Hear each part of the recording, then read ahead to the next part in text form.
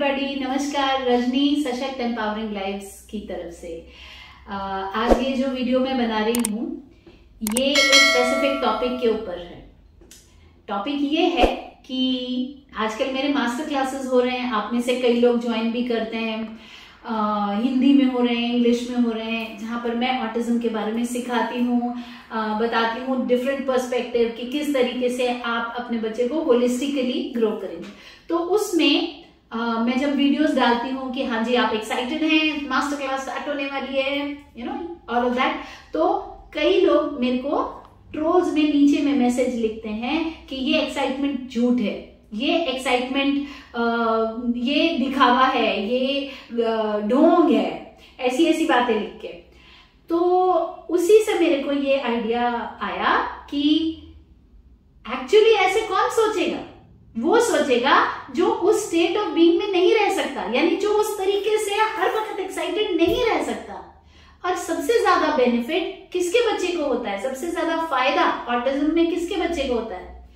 उस इंसान के बच्चे को जो पूरा सबसे अच्छी टीचर कौन सी मानी जाती है, जो सारे बच्चों की एनर्जीज को अपने साथ जोड़ ले, है ना? था ना वो गाना, बम बम बोले मस्ती में डोले, एक एक बच्चे को उसने अपने आसपास घुमा लिया था। क्यों? एनर्जी बहुत हाई थी, है ना? अब अगर कोई ऐसी बात लिख रहा है कि तुम ढोंगी हो या कुछ हो, या तुम इतनी एनर्जी में, इसका मतलब क्या हुआ कि वो इस एनर्जी में है ही नहीं, इसलिए उसे ये लग ही नहीं सकता कि ऐसे भी कोई जी सकता है। और अगर वो उस एनर्जी में नहीं है तो ये बताने की जरूरत नहीं है कि उसके बच्चे की क्या हालत होगी। क्यों? क्योंकि बच्चे के लिए वो पेरेंट रीइंफोर्सर नहीं है, बच्चे के लिए वो पेरेंट इंटरेस्टिंग नहीं है। जब एक पेरेंट अपने बच्चे के लिए इंटरेस्टिंग नहीं है तो बच्चा बात नहीं सुनेगा। दोस्तों, ये बात आती है बिहेवियर करेक्शन की। और जब मेरे को ऐसे कमेंट्स आए तब मैं सोचने लगी, टीम से भी बात की कि क्या मैं कुछ ओवरबोर्ड हो रही हूं? तो बोले नहीं, आप तो हमेशा ही ऐसे रहती हो। तब मुझे ये समझ में आया कि ये तो मेरी नेचर बन गई इतने सालों से।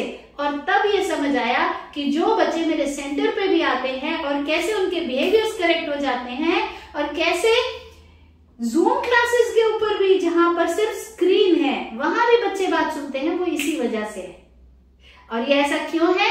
क्योंकि अगर आपको भी एक फन मूवी, जिसमें जैसे मैंने अभी इंग्लिश में भी ये बोला कि डिंका चिका ऐसी पिक्चर के बीच में और एक बहुत प्यासा टाइप पिक्चर के बीच में, गुरुदत्त जी की पिक्चर अच्छी थी, बहुत अच्छी थी, लेकिन ये दुनिया, ये महफिल मेरे काम की नहीं। तो आपको कौन सी चीज ज्यादा अट्रैक्ट करेगी, किस पे 3 घंटा लगाना चाहोगे, है ना? इसीलिए कॉमेडी फिल्म्स जो हैं वो इतना बिजनेस करती हैं। क्यों? क्योंकि वो हमको लाइट फील कराती है ना? हम एक कॉमेडी पिक्चर देखते हैं, भले टोटल नॉनसेंस हो, लेकिन हमारे वो 3 घंटे हमारी एनर्जी अप हो जाती है, हम हंसते हैं, हम खुश होते हैं। बच्चे क्या डिफरेंट हैं? अगर एडल्ट्स ऐसा हो सकता है, एडल्ट्स जाके डिंका चिका देखने के लिए करोड़ों की तादाद में उसमें थिएटर में जा सकते हैं देखने के लिए, तो बच्चा क्यों नहीं चाहेगा कि आप एक्साइटमेंट के साथ डील करें?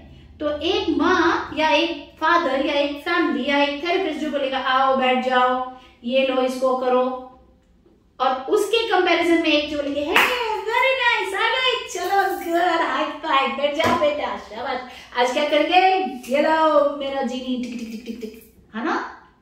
तो वो बच्चा ज्यादा कनेक्ट करेगा। और जब मैं बोलती हूँ पेरेंट्स को, अगर आपका बच्चा बात नहीं मानता और आप जो कह रहे हैं वो नहीं करता, तो आप लास्ट में एक्सटेंशन लगा दो, बोलो ठीक है मम्मी बात नहीं करेगी। लेकिन अगर मम्मी ही वो प्यासा फिल्म के गुरुदत्त जैसी हो गई तो बच्चा बोलेगा नहीं भी बात करूंगी तो मुझे कोई फर्क नहीं पड़ने वाला। इसलिए जितने भी नो योर चाइल्ड प्रोग्राम के, जिन्होंने मेरे ऑटिज्म के वेबिनार अटेंड किए हैं और आगे वो मेरे क्लासेस में आते हैं वेबिनार के जरिए, और वो उनके साथ में हर वेडनेसडे क्लास करती हूँ, तो वो भी यही चीज जब सवाल करते हैं तो मैंने यही बताया कि अगर आप चाहते हो कि आपका बच्चा आपकी बात माने, तो इसके लिए ये बहुत जरूरी है कि आप एक हाई एनर्जी स्टेट में रहो। फिर चाहे आपके आसपास वाले लोग बोले कितनी ओवर एक्टिंग करती है, कितनी ढोंगी है, वो उनका थॉट है, और उन्हें इस हाई एनर्जी और हाई वाइब्रेशन कभी एहसास हो ही नहीं सकता, क्योंकि उन्हें पता ही नहीं है कि ये सच भी होता है। उनकी नजर में ये ढोंग है। तो गॉड ब्लेस देम, उनको उनके सत्य के साथ रहने दें, अपना सत्य ऐसा बनाइए, है ना। बच्चे के साथ काम कीजिए। समझ सकती हूँ जब बच्चा बोलता नहीं है, सीखता नहीं है, बिहेवियर्स देता है, तो हमारे काम करने की स्पीड कम हो जाती है। हमें थोड़ा कष्ट भी होता है कि क्या यार ये तो सुन भी नहीं रहा। लेकिन फिर भी अगर आप इसको एक अपनी सेकंड नेचर बना लें, जैसे कि मेरी बन गई बिना जाने, ये तो मुझे मेरी टीम से पता चला कि आप इतना चुप चुप क्यों हो। तो मैंने बोला कि कुछ ऐसे कमेंट्स आए कि तुम ओवर एक्टिंग करते हो। बोले तो ये तो आपकी नेचुरल स्टाइल ही नहीं है। मैंने कहा हाँ, मुझे भी बड़ी तकलीफ है ऐसे जबरदस्ती ऐसे रुकने में। तो मैंने कहा फिर मैं नॉर्मल हो जाऊं जैसे मैं हूं। हाँ, नॉर्मल हो जाओ। और जो बच्चों के बिहेवियर करेक्शन मेरे सेंटर पे होते हैं, क्यों? क्योंकि ये मेरा नॉर्मल वे ऑफ बीइंग है। बच्चा भी नाच रहा, मैं भी नाच रही हूँ।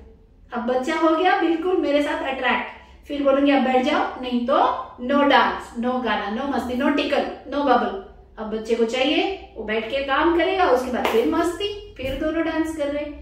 और इसका फायदा क्या है? एक हैप्पी होम, घर पे भी कोई स्ट्रेस नहीं है। बच्चे वेट करते हैं मम्मी कब आएगी, ये नहीं कि उफ मम्मी आने वाली है इसको हटाओ।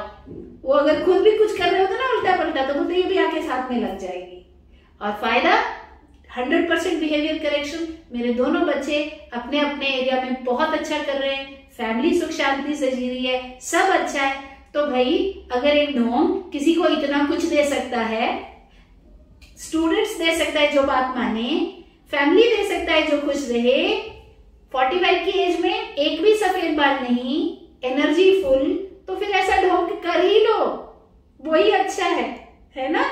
ऐसी सच्चाई का कोई फायदा नहीं जो इतनी डेंजरस है, जो इंसान के मुंह को ऐसे लटका दे और कुछ ना मिले। उससे ना ये ढोंग ही अच्छा है ना। और जितने साल ये ढोंग हम करेंगे ना, तो ये हमारे असलियत बन जाएगी। ऑन दैट नोट, बच्चे के साथ काम करते हुए एक्साइटमेंट को बनाए रखें। मेरा अगला वेबिनार आ रहा है 25 तारीख को सुबह 10 बजे, सैटरडे सुबह 10 बजे। आपको लिंक मिल जाएगा डिस्क्रिप्शन में, उसको ज्वाइन कीजिए। मैं उसमें तरह तरीके के तरीके सिखाऊंगी आपको, अलग अलग तरीके सिखाऊंगी। इंग्लिश में है, हिंदी में है, दोनों में है प्रोग्राम। बच्चे के साथ काम करो। मैं ईच किड विन, हर बच्चा जीते। और इसके पहले कि मुझे फिर भेजा जाए वापस, इंग्लिश के वीडियो में काट दिया था वीडियो, फिर बोला दोबारा जाओ, अब उसे ज्वाइन करना पड़ेगा। चैनल को सब्सक्राइब करो। अगर पसंद आया मेरा काम, मेरी एनर्जी, मेरे वेबिनार्स, मेरा बोलना, मेरा ढोंग, तो लाइक करो, सब्सक्राइब करो और नोटिफिकेशन बटन को प्रेस करो। बच्चे के साथ काम करो। बाय।